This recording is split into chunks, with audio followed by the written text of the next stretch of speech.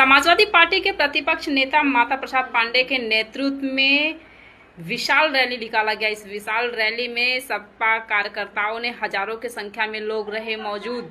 उन्होंने उत्तर प्रदेश के केंद्र सरकार की नीतियों पर जम के नारेबाजी की। ऐसे में माता प्रसाद पांडे ने मीडिया से बात करते समय कहा, उन्होंने नहीं चलने देंगे ऐसे तानाशाही सरकार को। क्या कुछ कहा माता प्रसाद पांडे ने, सुनिए इस रिपोर्ट में।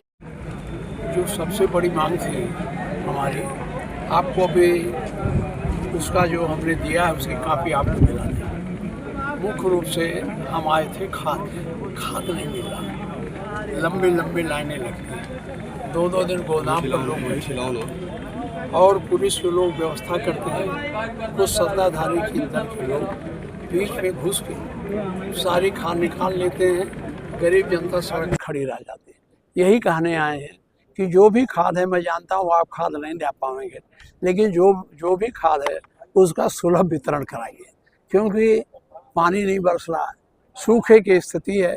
अगर खाद नहीं डालेंगे तो धान पैदा नहीं होगा। इसलिए आज पहला मुद्दा ये था। दूसरा ये था कि लगातार भ्रष्टाचार बढ़ रहा है, महंगाई बढ़ रही है। आपको आंकड़ा देखना चाहिए। 14 में जब कहे थे महंगाई ख़त्म कर देंगे, तब से 58% महंगाई बढ़ गई। महंगाई रोक का कोई उपाय सरकार नहीं कर रही है। केवल और केवल पुलिस के बल पर सारा काम करना चाहते हैं। पुलिस का भ्रष्टाचार इस स्तर पर है कि 151, 109, 110 आप जेल में जाके, कचहरियों में जाके देख लीजिए कितने गरीबों को उसमें बंद किया गया। जो प्रभावशाली हैं थाने पर पैसे के लिए बुलाए जाते हैं, पैसा नहीं देते हैं तो उनको 151 में चालान कर देते हैं। ये मैंने मुख्यमंत्री जी के सामने उठाया था। मुख्यमंत्री ने कहा था मैं इसको देखूंगा। यही नहीं है, हमारे यहाँ हमारा जो जिला है ये भाईचारे वाला जिला, यहाँ सांप्रदायिक सद्भाव है। इतनी बड़ी संख्या में मुस्लिम आबादी है, हिंदू आबादी है, कभी किसी प्रकार का दुराव नहीं हुआ। हम उनके ईद में जाते हैं, वो हमारे होली में आते हैं। लेकिन इस प्रशासन ने इसमें दुराव पैदा कर दिया है कि आज एक आदमी की दूरी दूसरे से बढ़ती चली जा रही। यही नहीं, जो हमारे मुस्लिम के एक तरह से पूज्य स्थल थे, फागू बाबा हमारे बदलिया में थे, उनकी कब्र भी डीएम के आदेश से खो दी गई। जबकि वहाँ मैंने लोगों को जायरीन के लिए अपने पैसे से, विधायक ने से जो भी लगा हो, एक बड़ा भारी रैन बसेरा बनाया था। हमने पूछा कलेक्टर से, रैन बसेरा को गिरा दिया हो, कौन पाप किया था? इनके पास कोई जवाब नहीं है। आप देख रहे हो बांसी में, आप जानते हो इतने बड़े पैमाने पर लोगों के घर गिराए गए, उसका कोई निस्तारण नहीं किया। लोटन में घर गिराए गए, हमारे ईटवा में लोगों के घर गिराए गए।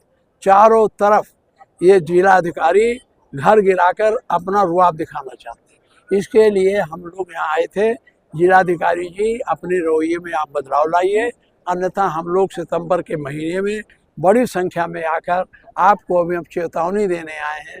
बड़ी संख्या में आएंगे तो हम फिर आपका घेराव करेंगे। अभी का ज्वलन मुद्दा जाहिर है वोट चोरी का आरोप, और दूसरी तरफ इलेक्शन कमीशन का रवैया। देखिए, वोट चोरी के लिए भी हम लोगों ने नारे लगाए हैं, वोट चोरी के लिए भी हम लोग गए हैं। अब इन्होंने पंचायत चुनाव का बीएलओ अपनी मर्जी से बना दिया। तमाम प्रधान आते हैं, कहते बाबू ये बीएलओ बन गया तो हमारा वोटवे काट देगा, हमारे विरोधी के घर का। मैंने एसडीएम से कहा, उन्होंने कहा हम देख लेते हैं, अगर प्रथम फेज में कोई गलती करते हैं तो हम इनको बदल देंगे, कोई वोट गलत नहीं होने देंगे। लेकिन आप जानते हो पंचायत चुनाव इनके जेब का चुनाव, कलेक्टर बैठे रहेंगे यहीं और ब्लॉक प्रमुख का चुनाव हो जाएगा, जिला पंचायत का चुनाव हो जाएगा, किसी का फार्म ही नहीं भरने दिया जाएगा। हमें कितनी मुसीबत उठानी पड़ी थी ब्लॉक प्रमुख में, आप जानते हो। जब 20,000 जनता सड़कों पर उतर आई तब हम सर्टिफिकेट पाए। ये है, इन सब इशू पर मैंने इनको यहाँ कहा है। और हमने कहा है प्रशासन में जो भ्रष्टाचार है, अब देखो आप तहसील में चले जाओ, सबसे ज़्यादा झगड़ा किसका है? सबसे ज़्यादा झगड़ा है इसका, क्या नाम है, इसका निशानदेही का। 55 साल से हो गया, आज तक उसका कोई फैसला नहीं हुआ। इसलिए मैंने कहा, इस पर नोटिस दिया है कि आप अपने जो एक टाइम निर्धारित कर लो कि इतने जिलों के, इतने दिनों के जो केस हैं उनको जल्दी आप निस्तारित करो। दूसरी बात, जब आप तहसील में जाते हो, कितना हम निस्तारण करते हो, सूची दो, जिससे हम लोग देख सकें आप लोग क्या कर सकें। समझिए।